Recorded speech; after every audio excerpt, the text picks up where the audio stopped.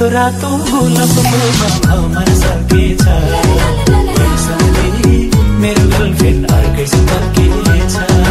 वैशाली मेरो गर्लफ्रेन्ड अर्कैसँग फर्केछ